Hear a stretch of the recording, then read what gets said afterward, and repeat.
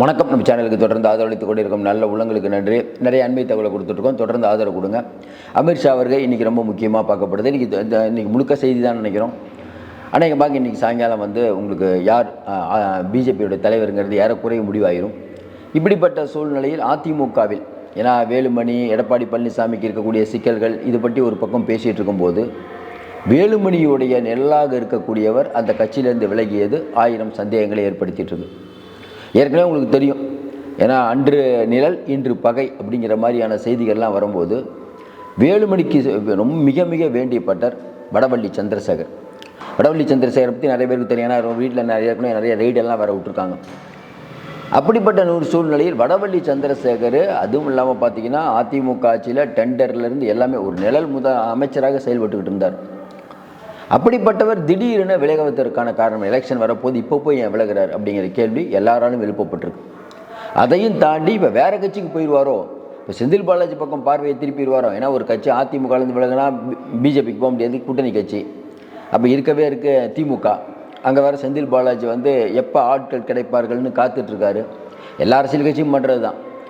அப்போ சந்திரசேகர் அவர்கள் இந்த பக்கம் தாவுனா என்ன பாதிப்பு அப்படிங்கிறத தாண்டி உள் விவகாரங்கள் எல்லாத்தையும் தெரிஞ்சவர். குறிப்பாக பார்த்தீங்கன்னா வேலுமணியோட இன் அண்ட் அவுட் தெரிஞ்சவர், பலவீனம் எல்லாம் தெரிஞ்சவர். அவர் இன்றைக்கி ரிசைன் பண்ணுறது, அதுவும் தாண்டி அவர் லெட்டர் பேட் போட்டிருக்காரு. உங்களுக்கு பார்த்துருப்பீங்க, அந்த லெட்டர் பேட்லாம் வந்திருக்கும். அதில் பார்த்தீங்கன்னா எடப்பாடி பழனிசாமி, எம்ஜிஆர், ஜெயலலிதா ஃபோட்டோலாம் இருக்குது, வேலுமணியோட ஃபோட்டோ இல்லை. அப்போ என்ன உள்குத்து, என்ன பிரச்சனை நடந்துகிட்ருக்குது, இவ்வளோ பிரச்சனைகள் நடந்துகிட்ருக்கும்போது என்ன விஷயம் அப்படின்னு பார்க்கறது ரொம்ப அவசியமாக பார்க்கப்படுது. அதுவும் இல்லாமல் தேர்தல் நேரத்தில் ஒரு முக்கியமானவர், அதுவும் வேலுமணிக்கு நிழலாக இருக்கக்கூடியவர் விலகிறது அது ஒரு கட்சிக்கு நல்லதில்லை.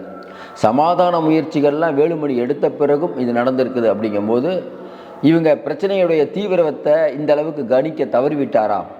ஏன்னா முதலமைச்சர் கோயம்புத்தூர் போகும்போதெல்லாம் ஒரு செய்தி வரும், அதிமுக எம்எல்ஏக்கள் இவரை சந்திக்க போகிறாங்க, நம்ம முதலமைச்சரை சந்திக்க போகிறாங்க, அதில் 2-3 பேர் விலக போகிறாங்க அப்படின்னா அடிக்கடி செய்திகள்லாம் வரும்.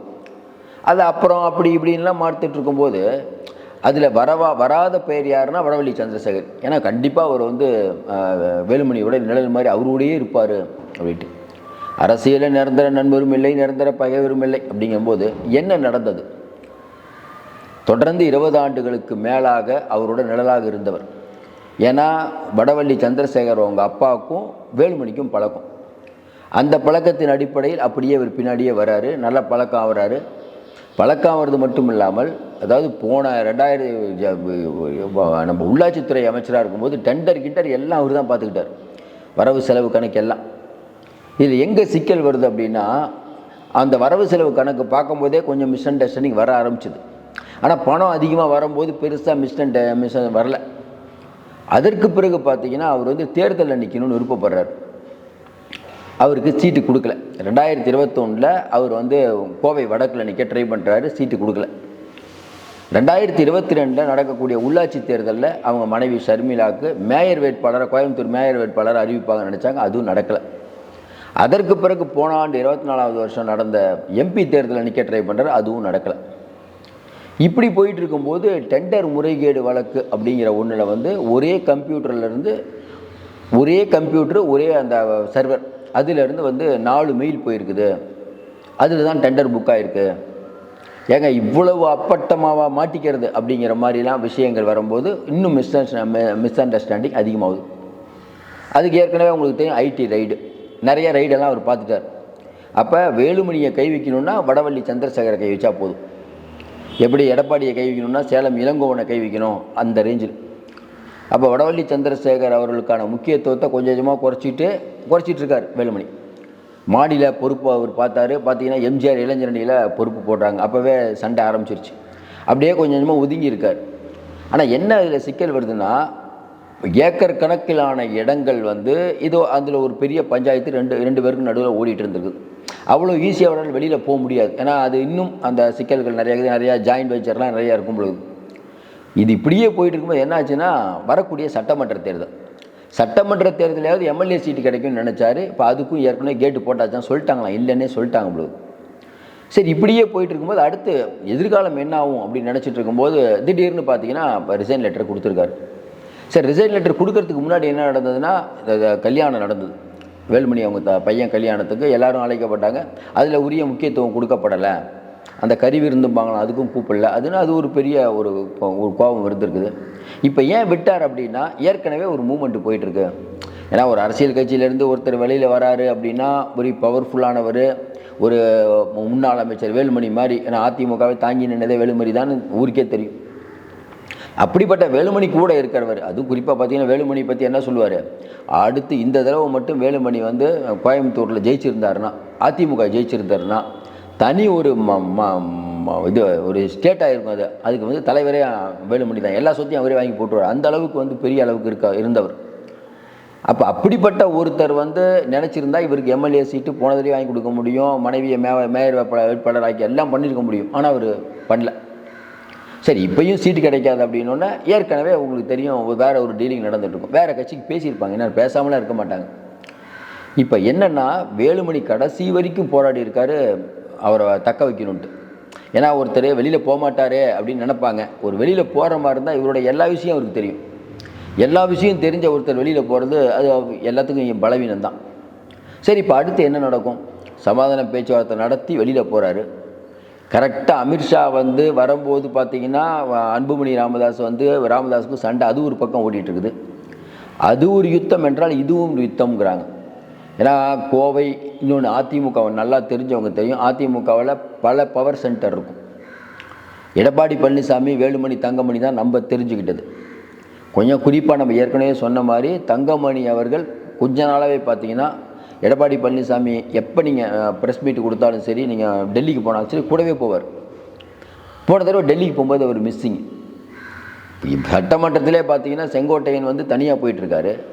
இவரும் அதே மாதிரி பார்த்தீங்கன்னா எடப்பாடி பழனிசாமி வந்து இந்த ப்ரெஸ் மீட் கொடுக்கும்போது பின்னாடி இருக்க மாட்டார், பார்த்துருப்பீங்க. அப்போ வேறு ஏதோ ஒரு மிஸ் அண்டர்ஸ்டாண்டிங் அங்கேயும் ஓடிட்டு இருக்குது. சரி, வேறு ஒன்றும் இல்லை, பணம் வர வரைக்கும் எல்லாம் நல்லா தான் போயிட்டுருக்கும். பணம் வரலை, எதிர்கட்சி ஆகிட்டோம் அப்படின்னா பஞ்சாயத்து வரத்தான் செய்யும். எல்லா கட்சியிலும் இது இயற்கை. இது அதிமுகவுக்கு விதிவிலக்கல்ல. அப்போ ஏற்கனவே தங்கமணி ஒரு ரூட்டில் பிரச்சனை போயிட்டுருக்குது. இப்போ வேலுமணி நிழலாக இருக்கக்கூடிய வடவள்ளி, அதுவும் இன்னொரு காரணம் என்ன, போன சட்டமன்ற நாடாளுமன்ற தேர்தலில் வந்து வடவள்ளிங்கிறது கோயம்புத்தூரில் அதிமுக ஸ்ட்ராங்காக இருக்கக்கூடிய ஏரியா. அங்கேயே பார்த்தா சிங்கிள் டிஜிட்டில் வந்துருக்குது. அதுவும் சரியாக வேலை செய்யாதனாலங்கிற கோபம் அப்பயே வேலுமணிக்கு இருந்திருக்குது. அதையும் தாண்டி இங்கே நிர்வாகிகள் பொறுப்பு போடுறாங்க. இவர் சொல்கிறவருக்கு யாருக்கும் நிர்வாகிகள் பொறுப்பு கொடுக்கல. அவர் என்ன இப்போ கோபம்னா, எம்எல்ஏவும் நிறுத்தலை, தன்னுடைய மனைவியை மேயர் வேட்பாளர் அதையும் நிறுத்தலை. எல்லா விஷயத்துக்கும் இவர் இப்போ என்ன செய்யலாம், வேலுமணியை எப்பப்போ கார்னர் பண்ணுறாங்களோ அப்போல்லாம் முதல்ல கார்னர் பண்ணுறது சந்திரசேகர் தான். அவர் மேலே அவ்வளோ ரைடுகளெல்லாம் விட்டு அவருக்கும் நிறைய நிர்வாக சிக்கல் வந்துருச்சு. இவ்வளோ தூரம் கூட இந்த நம்மளை கழட்டி விட்டாருங்கிற கோபம் அவங்களுக்கு இருக்குது. இது எங்கே போய் முடியும்னு தெரில. இதை எதிர்கட்சி பயன்படுத்திக்குமா? நம்ம செந்தில் பாலாஜி பார்த்துட்டு இருப்பார்ல, செந்தில் பாலாஜி என்ன யோசிப்பார், வரக்கூடிய தேர்தலில் கோயம்புத்தூரை ஜெயிக்கணும்னா என்ன பண்ணணும்? தன்னுடைய பலத்தை அதிகரிக்கிறது ஒரு பக்கம், இன்னொன்று எதிரியுடைய பலவீனம். எதிரியோட பலவீனம்னா எதிரிட்டு இருக்க ஒரே ஒரு நம்மகிட்ட வராங்கும் போது அது பலம் தானே இருக்குது. ஏன்னா ஒரு ஏரியாவில் வந்து ஒரு வேலுமணிக்கு நிழலாக இருந்து எல்லா இடத்தையும் தெரிஞ்ச ஒருத்தர் தான் கூட இருந்தாங்கன்னா எங்கே டவுனாக இருக்கார், என்ன பண்ணுறாரு எல்லாம் தெரியும்ல. அந்த விதத்தில் வடவள்ளி சந்திரசேகர் போகிறது ஒரு இழப்பு தான். இதை தெரிஞ்சுக்கிட்டு தான் வேலுமணி அவர்கள் பேசியிருக்காரு. மற்றபடி இதை தவிர்க்க முடியாதுன்னு சொல்கிறோம். மறுபடியும் சொல்கிறோம், இது அதிமுகவுக்கு நல்லதாக தான். ஏன்னா எந்த ஒரு ஒரு தொண்டரும் அதிமுக விட போகிறதோ இல்லை திமுக விட்டு போகிறதோ கட்சிக்கு நல்லதில்லை. ஏன்னா அவங்களுக்கு ஒரு 10 பேர் இருக்கும் சார் பழக்கம். அது தேர்தல் நேரத்தில் போகிறது இன்னும் வீக். ஏன்னா இப்போ போன தடவை பார்த்தீங்கன்னா 2021 சட்டமன்ற தேர்தலில் பார்த்தீங்கன்னா இந்த பூத்து கமிட்டியிலேருந்து சில வேலைகளுக்கு பணம் பட்டுவாடை எல்லாம் இவர் தான் பண்ணியிருக்கார். அப்போலாம் நல்லா இருந்த டைம். அப்போ ஏகப்பட்ட ஆட்கள் அவருக்கு பழக்கம். யார் நல்லா வேலை பார்ப்பார், யார் நல்லா வேலை பார்க்க மாட்டார்லாம் தெரியும் அவருக்கு. இன்னும் என்ன சொல்லுவாங்கன்னா, நம்ம ஐபேக், நம்ம திமுகவுடைய ஐபேக் இருக்குல்ல, அது வந்து எல்லா ஊர்லேயும் போய் யார் வேட்பாளர் என்னன்னு அவ்வளோ பார்த்துட்டு இருந்தது. அதையும் மீறி எல்லா சட்டமன்ற தொகுதியும் ஜெயிப்பதற்கு முக்கிய காரணம் வேலுமணியும். வேலுமணியும் தனிப்பட்ட வேலுமணி பண்ணிட முடியாது, வேலுமணியும் அந்த டீம் தானே. அதுக்கெல்லாம் வடவள்ளி சந்திரசேகர் நிறைய ஹெல்ப் பண்ணியிருக்காரு. இன்னொன்று இப்போ இருக்கக்கூடிய எம்எல்ஏக்கள் நிறைய பேர்ட்டையும் அவருக்கு லிங்க் உண்டு. நீங்கள் என்ன தான் வேலுமணியை விட்டு இவர் போனாலும், மனஸ்தாபம் இருந்து போனாலும், எம்எல்ஏக்களோட நிறைய கான்டாக்ட் இருக்குல்ல. சிங்கானூர் எம்எல்ஏ நிறைய எம்எல்ஏட கான்டாக்ட் இருக்குல்ல. அதனால் இன்றைக்கி இவர் போனது வந்து வேலுமணிக்கு ஒரு பெரிய அடி தான். ஆனால் என்ன ஒன்று, வேலுமணி, தங்கமணி, விஜயபாஸ்கர் இவங்க மேலே தமிழக அரசு பெருசாக நடவடிக்கை எடுக்கலை. தமிழக அரசு நினச்சிருந்தா 4 வருஷத்தில் ரெய்டு பண்ணாங்க. ஆனால் பெரிய அளவுக்கு கேஸ் போட்டிருக்க முடியும். அதை தமிழக அரசு பண்ணல. ஏன்னா உங்களுக்கு தெரியும் அது ஒரு பெரிய டீலிங் ஓடிட்டு இருக்குது. வேலுமணி எல்லாத்தையும் டீலிங் தான். அதாவது டெல்லியில் ஒரு டீலிங், அவர் மேலே எதுவும் கை வைக்க மாட்டாங்க. இங்கேயும் ஒரு டீலிங் தான். அதே மாதிரி பார்த்தீங்கன்னா வேலுமணி மோடி அமித்ஷா பற்றி பேச மாட்டார், பிஜேபி திட்ட மாட்டார், திமுகவையும் பெருசாக திட்ட மாட்டார். சும்மா ஒரு வாய் வார்த்தையில் அவர் தங்கமணிலாம் பாருங்கள் ரொம்ப லைட்டாக, எடப்பாடி பழனிசாமி லைட்டாக தானே பிஹேவ் பண்ணுறாரு. அதனால் இது ஒரு பெரிய ஆனால் என்ன சிக்கல்னா வடவள்ளி சந்திரசேகர் போவது வேலுமணிக்கு ஒரு பெரிய இடி தான். ஏன்னா லெட்டர் பேடில் வேலுமணி எடப்பாடி பழனிசாமிக்கு இது வரைக்கும் எனக்கு ஒத்துழைப்பு கொடுத்தீங்க நன்றின்னு சொன்னால் கூட அந்த ஃபோட்டோவை பார்த்தீங்கன்னா எடப்பாடி பழனிசாமி ஃபோட்டோவுக்கு வேலுமணி ஃபோட்டோ இல்லை. ஏன்னா வேலுமணி தான் வச்சிருக்கணும். அவர் தான் அரசியல் இந்த அளவுக்கு வர 20 வருஷத்துக்கு முன்னாடி வந்தவரை இந்த அளவுக்கு பெரிய ஆளாக்கணும். 20 வருஷத்தில் அவ்வளோ அபரீதமான வளர்ச்சி, அபரீதமான சொத்துக்கள் சொல்லிக்கிட்டே போகலாம். இன்றைக்கி அவர் தெரியாத கோயம்புத்தூரில் ஒரு பெரிய பிக் ஷாட், அவ்வளோதான். அதனால் அரசியலில் எதுவும் நடக்கும் சொல்ல முடியாது. இப்போ விலகினதுனால இன்னும் ஒரு 2 நாள் கழித்து என்னுடைய திமுகவுடைய கொள்கைகள் பிடிச்சிருக்குன்னு செந்தில் பாலாஜி பக்கம் தாவினாலும் ஆச்சரியப்படுவதில்லை. அதுக்கான முயற்சிகள் நடக்காமல் இருக்காது. ஏன்னா இந்த அளவுக்கு ஒரு கூட இருக்க ஒருத்தரை செந்தில் பாலாஜி வளைக்காமல் இருந்தால் தான் ஆச்சரியம். ஏற்கனவே பேசி முடிச்சிருப்பாங்கன்னு நினைக்கிறேன். பேசி முடிச்சதுனால தான் உறுதியாகவும் நம்ம எதுவும் பேச முடியாது. பேசி முடிச்சிருப்பாங்க. அவர் வந்தால் திமுகவுக்கு பலம்னா கண்டிப்பாக பலம் தான். ஒரு தொண்டர் வந்தாலும் பலம் தாங்கும்போது உள்விவகாரங்களை அறிந்தவர் ஒருத்தர் வருவது திமுகவுக்கு பலம் தான். அது எப்படி போகுதுன்னு தெரியல. திமுக இலக்கு ஒன்று தான்.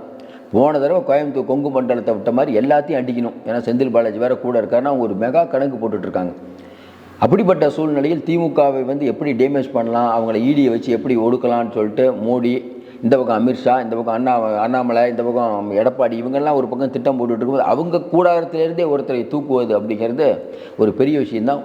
இது அதிமுக கொஞ்சம் பலவீனம் தான். மீண்டும் சந்திப்போம். நன்றி, வணக்கம்.